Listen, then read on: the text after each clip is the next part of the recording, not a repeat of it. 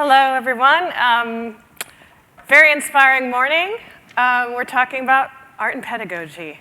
Who learns? How do you learn? To what end? What are the options of learning outside of traditional classroom instruction for knowledge making, for knowledge production, for participating in that knowledge production? And then what is the role of art in all that? So we have three fabulous artists who are going to be talking about their contemporary pedagogical practices.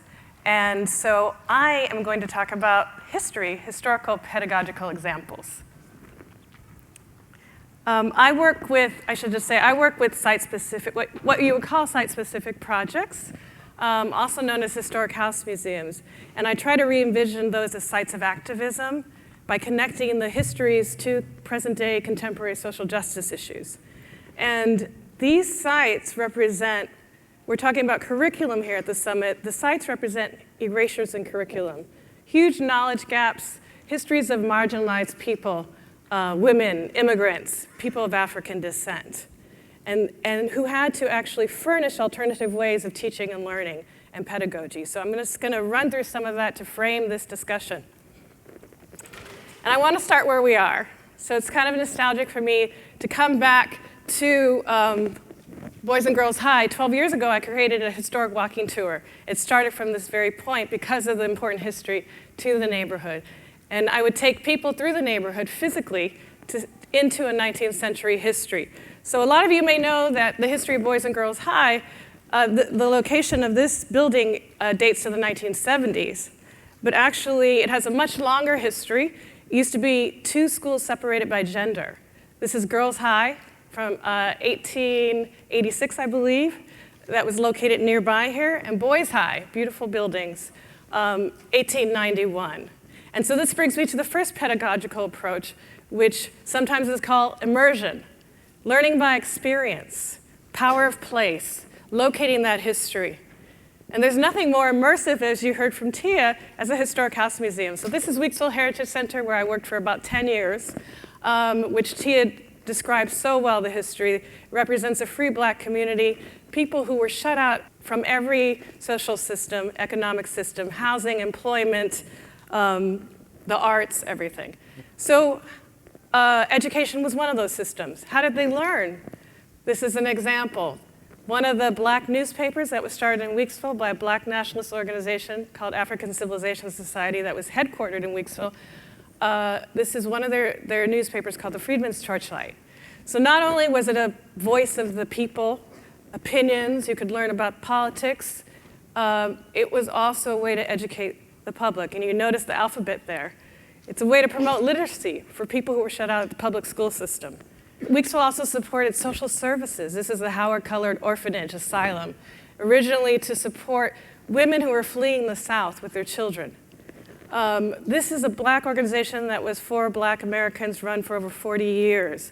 And around the 1890s, it started to be more aligned with the Tuskegee Institute model of industrial education, which is another pedagogical approach, which is learning by doing. You'll hear from a lot of the speakers today.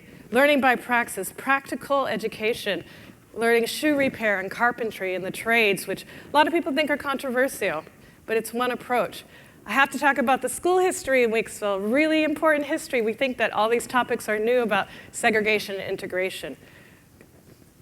Weeksville residents were shut out of the public school system.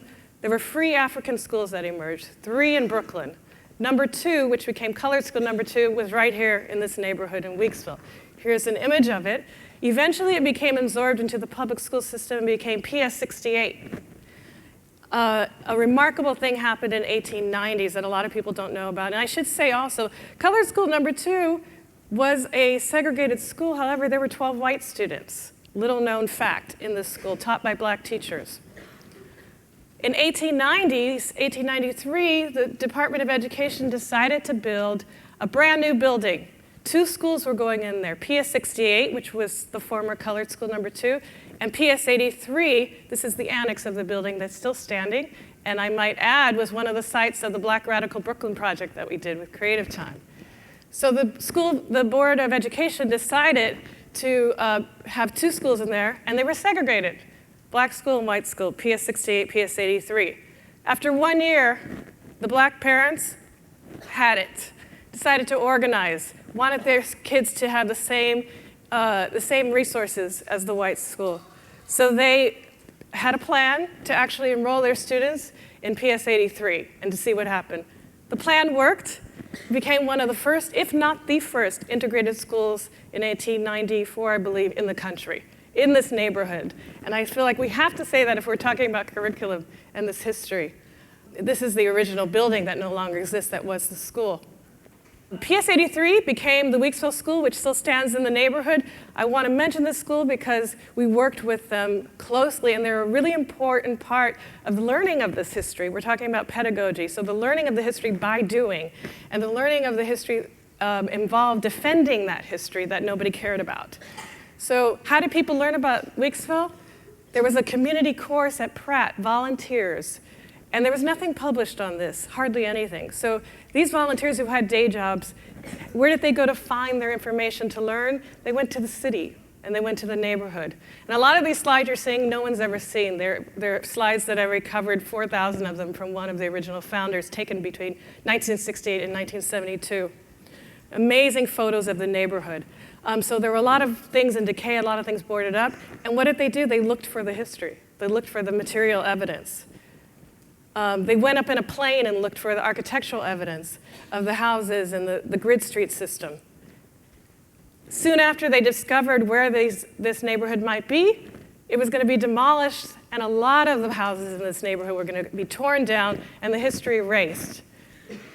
So the Weeksville School, PS 243, that has this long history, and a lot of the students, Boy Scouts, got involved in an archaeological excavation to recover the evidence.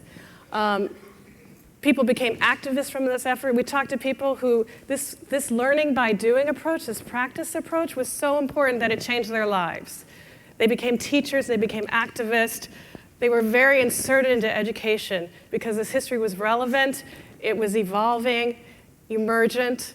And whenever I look at these old pictures, they're so moving to see people's faces and what they meant to it. And I want to add, you have these students, these kids in the neighborhood, intergenerational effort of people learning about the history through two disciplines that I would say they were exploding. And that's preservation and archaeology, which are very, very non-representative of people of African descent and of diversity in general, definitely back in 1968 when this was happening, and because even so today. So these kids, with their own hands, went, learned the history, pulled up the artifacts, and then they went to City Hall to the Landmarks Commission. These are the Boy Scouts who were involved with their artifacts, and they gave testimony to why this history should be saved. And they won. The houses are landmarked. I know, let's go ahead. We don't have a lot of victories, so we do need to celebrate the ones we have, but this is the power of learning by doing, by having alternative ways of learning. And we did contemporary programming on the site to engage this history. Of course, you've been hearing a lot about the Black Radical Brooklyn project that we did that engaged the self-determination history especially. And this is where I am now, Jane Addams' Whole House in Chicago, another radical historic house museum. Yay, let's hear it for Jane Addams. Based on the legacy of Jane Addams and the early, mostly women social reformers who came to the west side of Chicago and were fighting with their, trying to grapple with the industrialized cities and the residents who were struggling with poverty and racism and all these ills, and they advocated for housing rights and labor rights and all sorts of exploitation, women's right to vote. Jane Addams was the first American woman to receive the Nobel Peace Prize during the same time for her anti-war activities, I might add. At the same time, the FBI was keeping a file on her. She was considered the most dangerous woman in America. So in present-day programming, beyond the classroom, we do lots of teach-ins on social justice issues. We ask who is dangerous. We look at histories of criminalization as they're connected to the history and to the present. We do lots of exhibitions that highlight social movements and the history of social protest. And we relate those to the past because we're still living in that history. And this is our most current exhibition that was a collaboration with 96 Acres Project featuring Maria Gasper. And they look at Cook County Jail in Chicago, which is the largest jail in a neighborhood. It's actually 96 acres. The perimeter, which is about 77 football fields, apparently. So this project looks at the enormity of that and the impact on communities and people living in that area on the west side and thinking about through immersive practices. So I just point out those historical examples. You're going to get a lot of great, more contemporary ones, and just to give you the range of ways that we can learn beyond the classroom and question some of these conventions: experimentation, immersion, skill building, liberatory, praxis, debate and dialogue, community organizing, holistic practices, participation, democratic exchanges, and of course, artistic work. So there I leave you with a great panel.